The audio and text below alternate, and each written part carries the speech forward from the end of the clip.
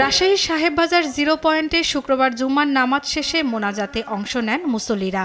এ সময় হাদির আত্মার মাগফিরাত কামনায় দোয়া করা হয়। পরে সাধারণ জনতার ব্যানারে সমাবেশ হয়। ওসমান হাদির আত্মার শান্তি কামনায় ময়মনসিংহে মসজিদে মসজিদে বিশেষ দোয়া হয়।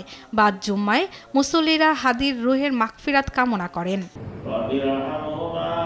সিলেটেও হাদির জন্য বিশেষ দোয়া অনুষ্ঠিত হয়েছে। এতে অংশ নেন জেলা প্রশাসক সহ বিপুল সংখ্যক মুসল্লি। ওসমান হাদির জন্য দোয়া মাহফিল হয়েছে পাবনার বিভিন্ন মসজিদগুলোতেও। পরে সাধারণ জনতার ব্যানারে হয় সংক্ষিপ্ত সমাবেশ। এছাড়া মাদারীপুরের বিভিন্ন মসজিদেও হাদির আত্মার মাগফিরাত কামনায় বিশেষ দোয়া অনুষ্ঠিত হয়। শর্মিলা কেয়া, নিউজ ডেস্ক, দেশ টিভি।